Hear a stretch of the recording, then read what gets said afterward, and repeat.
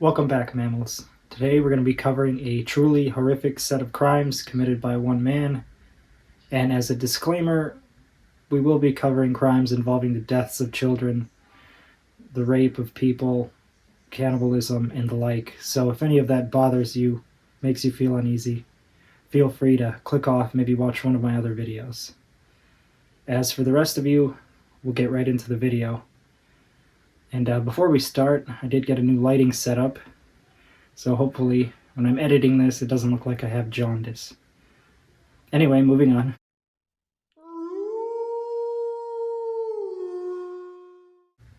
The person of interest in our topic today is a man named Peter Stumpp.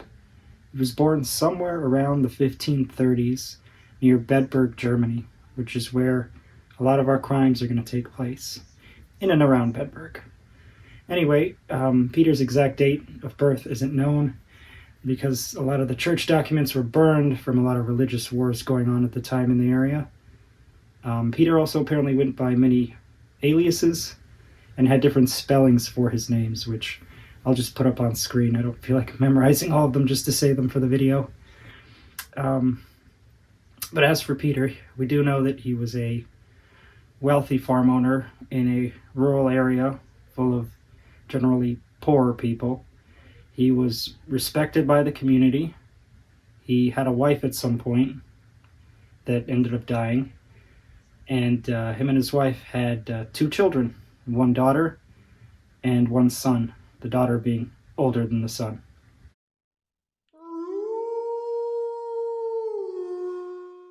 Peter's alleged crime spree had gone on from 1564 to 1589, about 25 years, and he was accused of a plethora of crimes, from killing livestock to witchcraft, devil worship, being a werewolf, murder, rape, cannibalism, and even incest.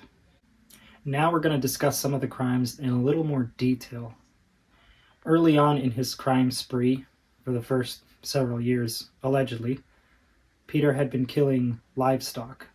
Several farmers in and around the Bedburg area were finding their cattle, sheep, lambs dead, ripped open, and partially eaten.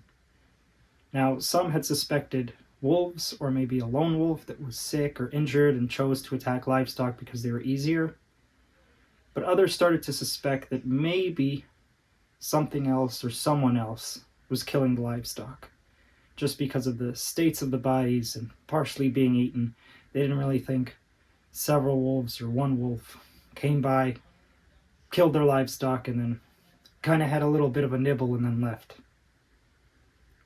And as time started going on, children started to go missing, women started to go missing, and eventually some bodies started coming up, were being found, and they were turning up mutilated, partially eaten themselves, and then some bodies were just never found at all. This started to scare some people, and they didn't really think that it was just wolves doing it. Wolves were a problem back then. People were afraid of wolves, and people often had run-ins with wolves. But the state in which the bodies were found was really making people question whether or not a regular wolf was doing it. The victims that were children were often found with their throats ripped out, and it looked like that somebody did it with their bare hands. Some were found strangled, and some were found severely beaten, all of which had been mutilated after death and what appeared to be partially eaten. His victims that were women and young girls were sexually assaulted before they were killed and then ripped apart and eaten. And then he also, and this is according to Peter himself when he had confessed, 2 of his victims were pregnant women, separate occasions, where after he assaulted them and killed them, he then ripped their fetuses out of their bodies and then ate the fetuses' hearts. Truly a deprived man.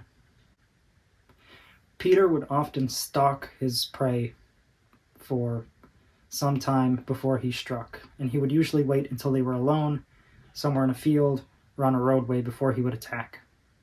But there was one instance where he was, I guess, a little bit more bold and decided to attack a group of 3 people.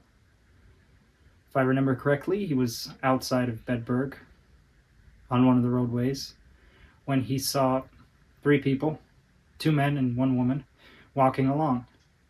He hid in some bushes and managed to trick one of the guys to leave the group and to come help him. I think he said he needed help with some lumber or something. When the guy approached, pulled him into the bushes, and for lack of better words, I guess, he mauled him and killed him. After some time, the second man grew concerned, so he went to go and investigate, and that's when Peter attacked and killed him. The woman, now realizing what's going on, tried to run, but unfortunately, he got to her. And I think you know what he did to her after. The 2 bodies of the men were found in a horrific state. As for the woman, her body was never found, and some assume that he had just eaten her entirely. One of Peter's last alleged victims was his own son, which a lot of people were in disbelief about, since many would claim that he very much loved his son. But apparently his bloodlust was too strong. He apparently took his son out into the woods, where he then transformed into his werewolf self, killed his son, and then ate his brains. All in all, in total, at the end of his crime spree, it was alleged that he killed somewhere between 16 to 21 victims. Numbers kind of vary just because the records aren't exact. There was also apparently one instance where somebody managed to survive. Apparently, when a bunch of school children were playing in a field near some cattle, a big monstrous wolf had ran in and grabbed one of the girls by the neck. It tried to tear out her throat, but apparently her collar on her shirt, or whatever they called their clothing back then, was too tough for the wolf to get through. And while it was sitting there struggling to tear at her throat, her cries not only scared the other children away, but apparently scared the cattle into stampeding towards the wolf. The wolf, seeing this, got out of there and let the girl go. And apparently the girl was unharmed. Many like to believe that that big old wolf was Peter.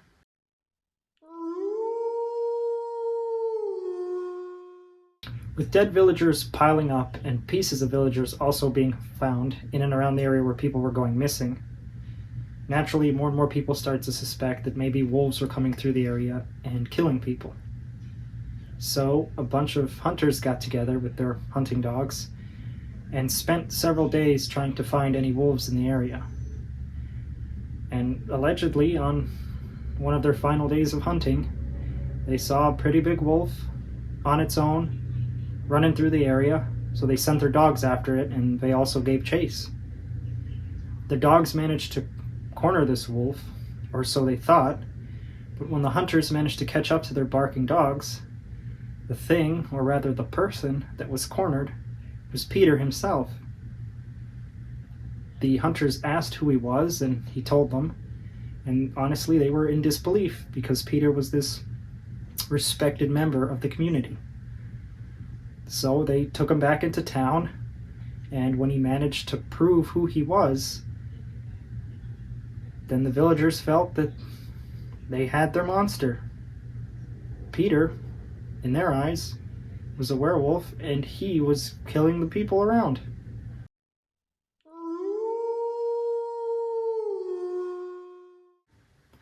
Peter was stretched on a rack and prepared for torture. However, before any of the fun stuff could happen, he confessed to his crimes. I guess he was too scared. He can dish the damage, but he apparently can't take it. Anyway, he had confessed to being a devil worshipper since the age of 12, and apparently he had also communed with the devil himself, who gifted him a magic belt that allowed him to turn into a werewolf. Now, this belt, when it turned him into a werewolf, Peter described his werewolf form as being large and powerful. He was quick on his feet, He had large, menacing paws that could tear people to shreds. He had glowing eyes and a large mouth full of razor-sharp teeth, ready to devour his victims once he was done tearing them apart. Now, where was this belt when he was captured?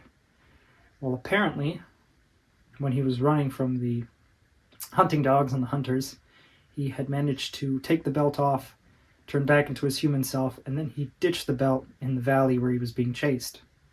And this is what he told the authorities who were listening to his confession and were about to torture him.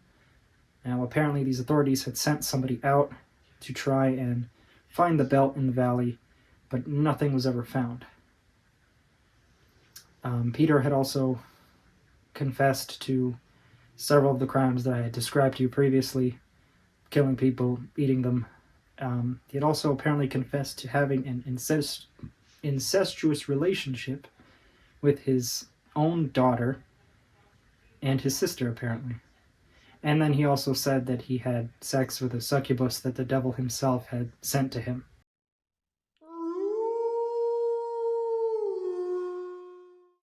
After confessing to such horrific crimes, we all know what happens next. You get executed. It's the 16th century after all. And people back then really liked their executions.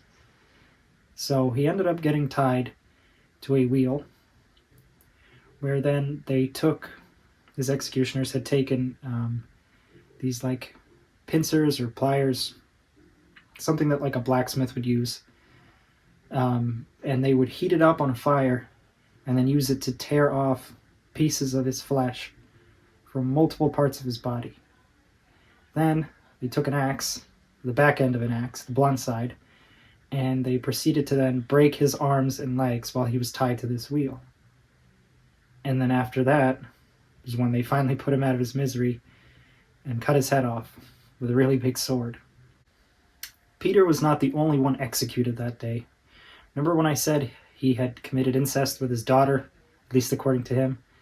Yeah, well, the authorities decided that she deserves to be executed as well, along with a mistress that Peter had apparently also had. See, they were both, well, I imagine the daughter was also charged with incest, but they were both also charged with being complicit in Peter's crimes, or at least helping him hide his crimes. And those two poor women were flayed, which involves peeling the skin off of somebody while they're still alive, and then they were strangled to death. And then on October 31st, 1589, all three of the bodies were taken, thrown on a wooden pyre, and burned to ashes. Peter's head, on the other hand, was taken for a display to act as a warning for anyone. They took a big pole, attached his torture wheel that he was tied to when he was executed. They put the wheel to the top of the pole. Then they put up I believe it was a wooden statue of a wolf on top of the wheel. And then at the very tippy top, they stuck a severed head. And again, this was supposed to serve as a warning for people not to commit the crimes he committed and to be as immoral as he was. As if common sense wouldn't tell you to not go around murdering, raping, and eating people.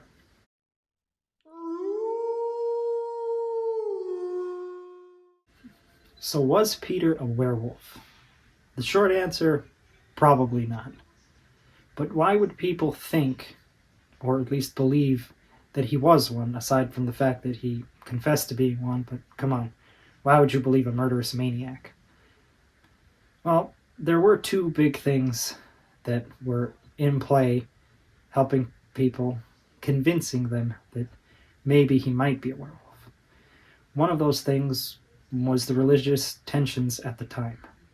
You see, Protestants and Catholics in the area at that time were kind of battling it out, trying to control the region, convert the people, and both sides felt that if you were following the other's belief system, that you were straying from the true religion, whether they believed it was Catholicism or Protestants. And they felt that if you were straying from the true religion, that you were going to be easily manipulated by the devil. Also at that time, you had armies and mercenaries fighting for each side. And we've seen throughout history any armies or mercenaries rolling into an area to battle opposing forces or just to control the area, they're going to commit crimes. And it's believed by some scholars that these armies and mercenaries might have been responsible for some of the deaths or at least disappearances of people. And, you know, without the kind of technology and crime scene investigation that we have today, you find pieces of people in the woods or somebody goes missing and you're going to either suspect crazed murderer or animals. Because at that time, they didn't really think the average person would just go around on a murder spree. I'm sure there were a lot of serial killers in olden times, but nobody really knew that or knew what to label them. One of the other reasons that played into why people suspected werewolves was just because of the big fear at the time of wolves themselves. And this was throughout Europe as a whole. Wolves were a big problem as people grew their villages and towns and encroached more and more into untouched wooded areas. More people were encountering wolves. People were afraid of them. They could seem like they could come from anywhere. They were a threat to livestock, people's families, their livelihoods. And it's no wonder that a lot of folklore and legends of werewolves actually exists in Europe, and a lot of it had spawned from so many wolf encounters. It is my belief that given the time period, the religious craze and superstitions going on at the time, along with everyone's general fear of wolves, and I also believe at that time around Germany there were a lot of actual werewolf and witch trials going on, plus Peter's confession of saying he was a werewolf played into so many people believing that he was an actual werewolf.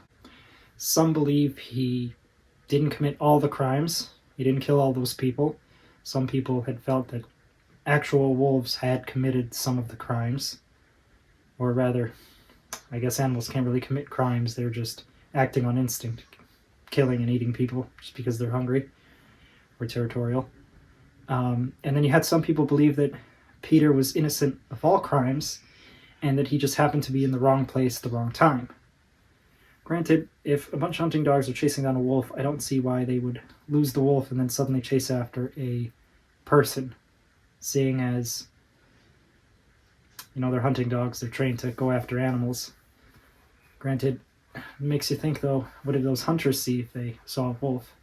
And that's even believing that the story of how he got caught was the actual true way that he had gotten caught. Oh, and one more thing. Some people actually believe that because the area had been largely controlled by Catholics, that Peter himself was actually a Protestant, and that with all the deaths going on in the area, the Catholics needed somebody to blame, and pinning a lot of the crimes on a Protestant man would be a cool idea. And I know he did confess to the crimes, but you're talking about a dude who lived in the 16th century, was probably aware of how people were tortured. And once they tied him to that rack, he was like, "No, I did it. Don't torture me. Put down the torture devices."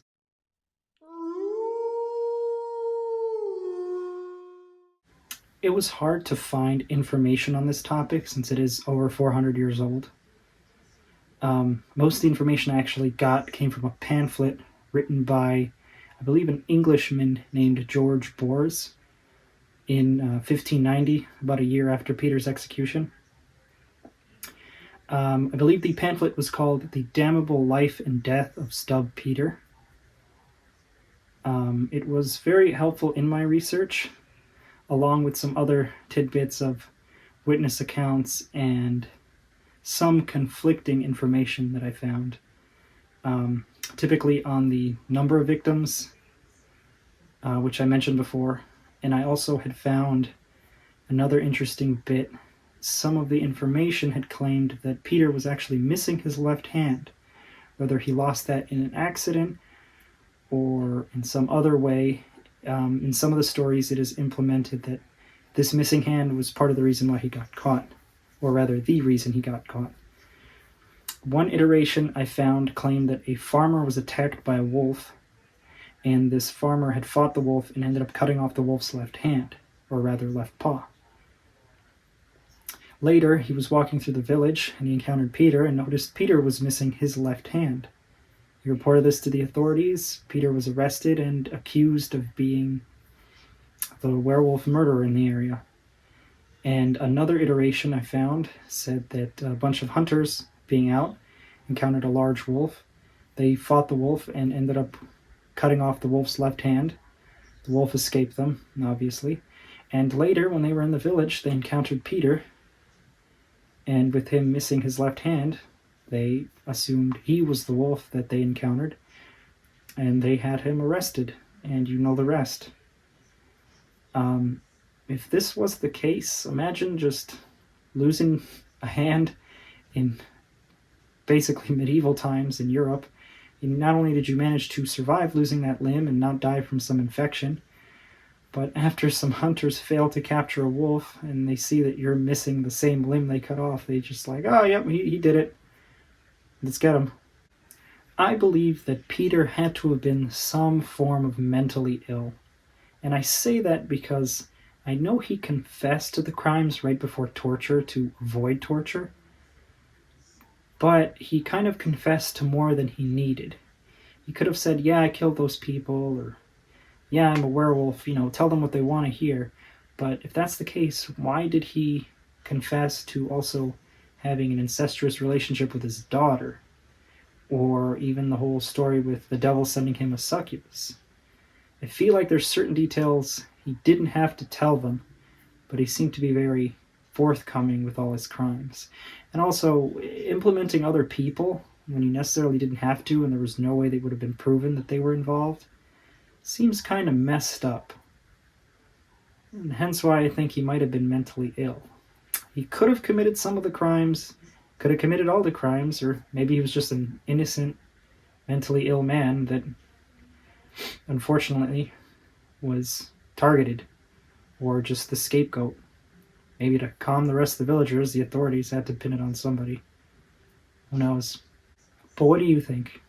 Have you ever heard of this event?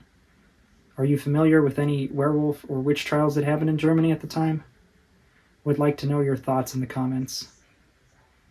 And that brings us to the end of this video. Don't forget to like if you enjoyed the video. And if you could, subscribe. I will be doing more videos covering several more of the same topics I covered previously. Along with, I also plan on covering paranormal topics and encounters with aliens. And again, maybe some conspiracy stuff in the future. Anyway, until next time, see ya.